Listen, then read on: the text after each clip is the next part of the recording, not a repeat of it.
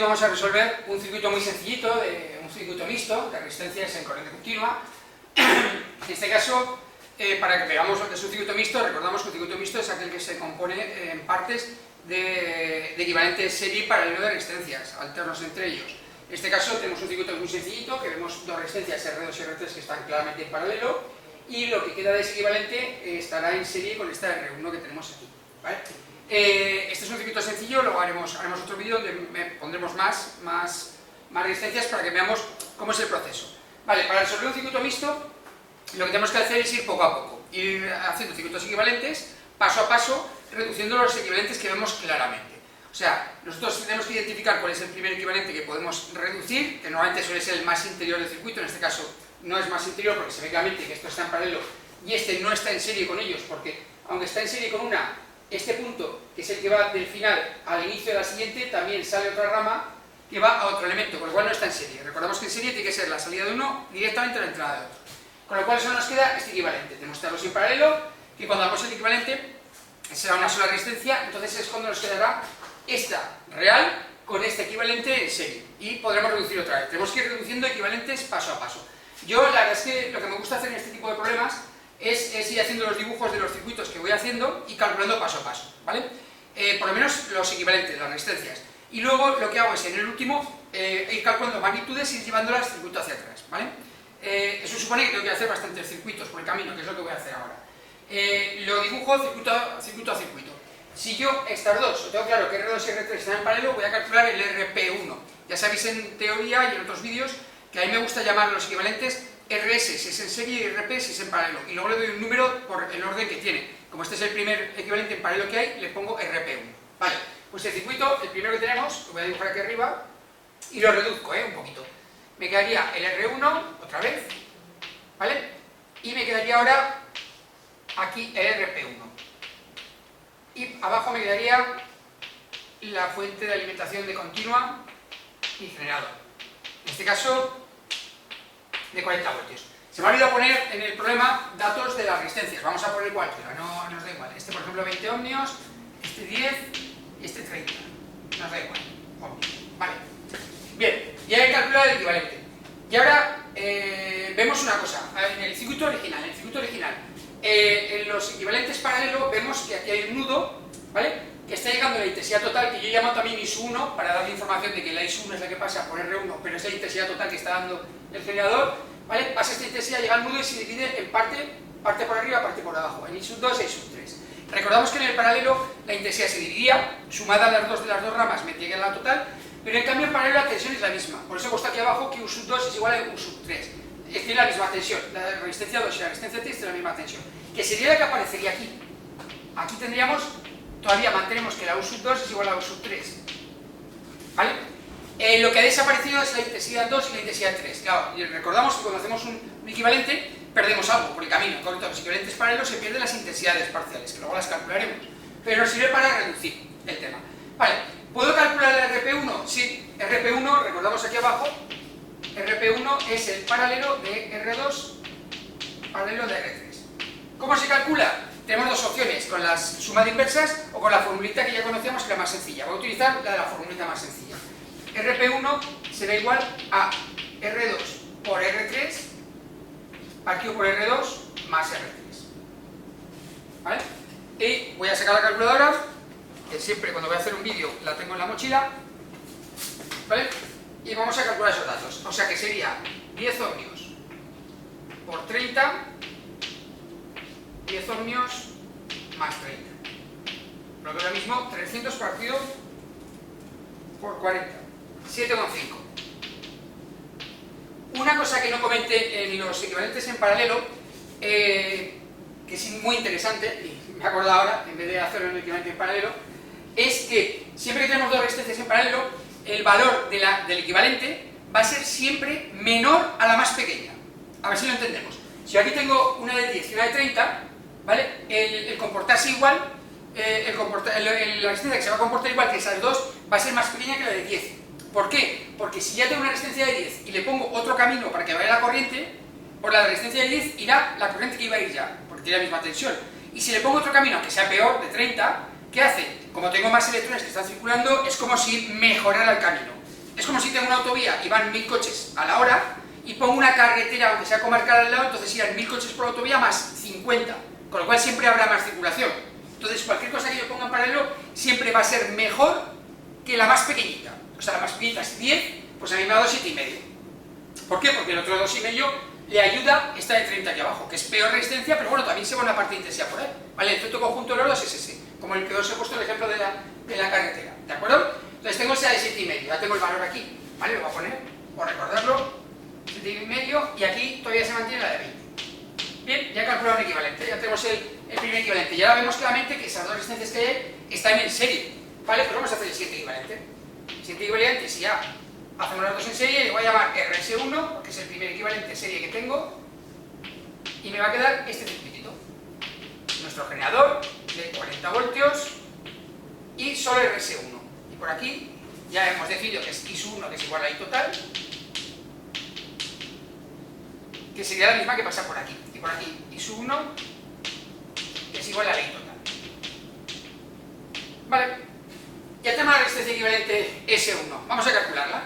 Recordamos que la resistencia equivalente RS1 será el serie de R1 serie con RP1, que se calcula como R1 más RP1. Lo que es lo mismo, los 20 ohmios más 7,5. Con lo cual, 27 ohmios y medio. Vale, esta es la resistencia equivalente total. O sea, todo este circuito, el real, todo esto, se comporta como una sola resistencia de 27,5 ohmios respecto a la fuente. O sea, a la fuente le voy a pedir la misma intensidad si le pongo esa resistencia de 27,5 que si le pongo estas 3. ¿Vale? Ese es el tema. Ahora, cuando tengo todo esto hecho, y yo voy a poner el valor aquí,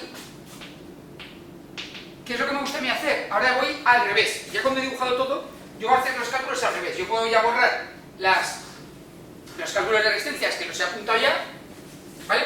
En los circuitos que he dibujado, y ahora voy a ir al revés. Yo tengo que hacer los cálculos desde el más pequeñito al más grande hasta llegar al real. ¿Vale? También recordamos que en los serie, que he perdido. En el serie he perdido las tensiones parciales. O sea, aquí tenía US1 y aquí tenía US2, que es igual a US3, y ahí solo queda una, la total del generador. Bueno, he perdido ese dato, bueno, pues ya lo recuperaremos.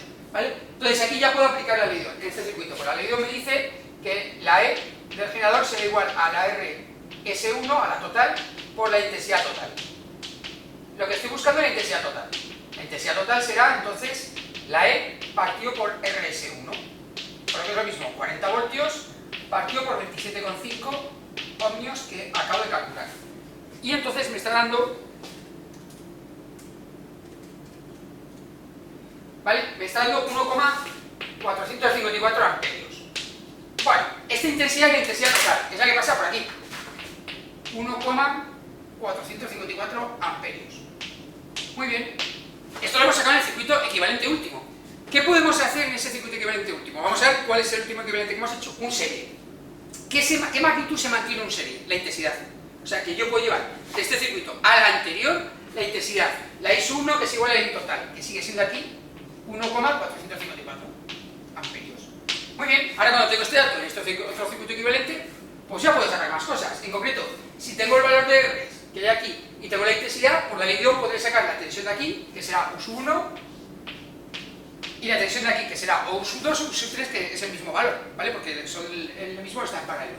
Vale, pues vamos a calcularlo. US1 por ley de Ohm será R1 por la intensidad total,